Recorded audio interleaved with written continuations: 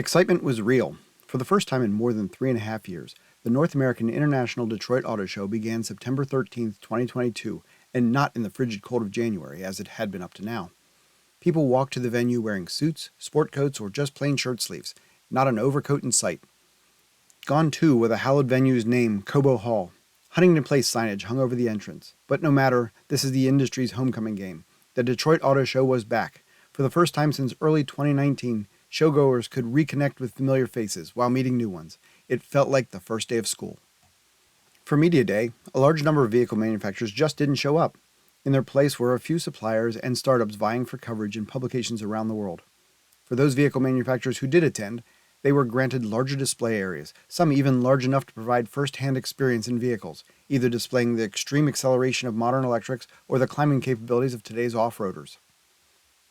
The show floor was a microcosm of an industry in transition. Internal combustion engine-powered vehicles were placed cheek to jowl with new battery electric vehicles. Ford's display took up twice the room it normally did, with its F-150 Lightning drag strip and Bronco artificial mountain. The electric Lightning was joined by the Mustang Mach-E at the center of an otherwise all-ice display. Multiple Mustang Mach-E's were shown in color and trim combinations not available in showrooms of America. For all of the room the Ford display had, it still felt sparse during the media introductions. An outside event would introduce everyone to the new 2024 Mustang, which would feature prominently when the public arrived a few days later. Stellantis took the southern corner of the hall, where Ford had been in days of yore. But the space was filled by the Jeep track, where Wranglers and Grand Cherokees climbed hills made of steel trusses, looking like modern roller coaster cars in an adult amusement park. Stellantis CEO Carlos Tavares spoke to the press about future electrification plans. A video presented the Wrangler 4xe plug-in hybrids, and the new Jeep Grand Cherokee 4xe debuted with 2 electric motors to move the large truck in concert with its ICE power plant. But for all that, there was barely a mention of the all-electric Jeep Recon, or the other 3 all-new Jeep EVs it announced the week prior to the Detroit show in an online presentation that cost a fraction of this live event in Detroit. But the show's focal point was clearly the concourse that ran north to south. Chevrolet's display was an obvious highlight. An elevated stand contained a Corvette Z06.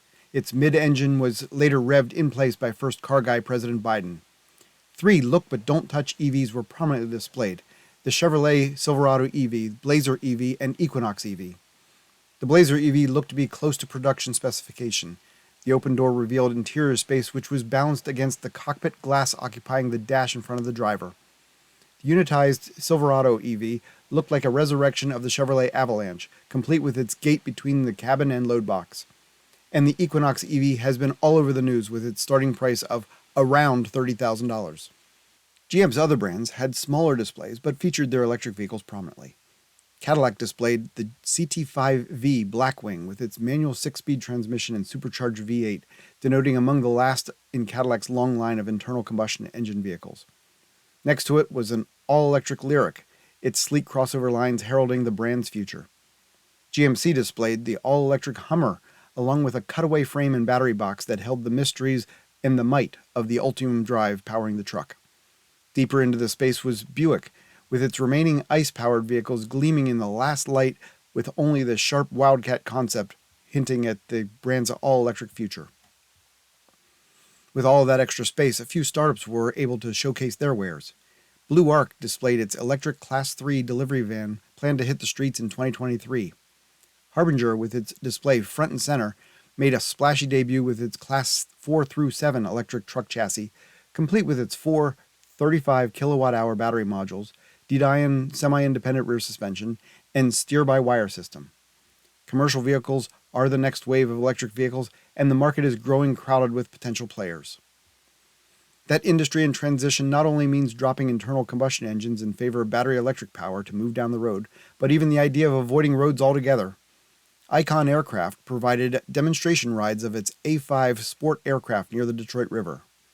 Air One, another electric vertical takeoff and landing vehicle, showed another method of getting 2 people around town at speeds of up to 155 miles per hour. And Aerospace Experience Technologies presented their Sigma 6 pod, which can be mated to a dedicated eVTOL unit to carry people and cargo around town. Plenty of vehicles were missing from the show. Toyota's all-electric BZ4X crossover now unavailable to the buying public due to a stop sale order, was obviously absent. However, Subaru's Solterra Twin was on the floor. VinFast unveiled its products at the New York Auto Show in the spring. However, not even a whisper of the name emerged in Detroit. Hyundai and Kia took home awards at the New York show for their electric vehicles. However, there was no representation during the media days in Detroit. The gleaming newness was dulled by the realization that the North American International Detroit Auto Show had very little to say.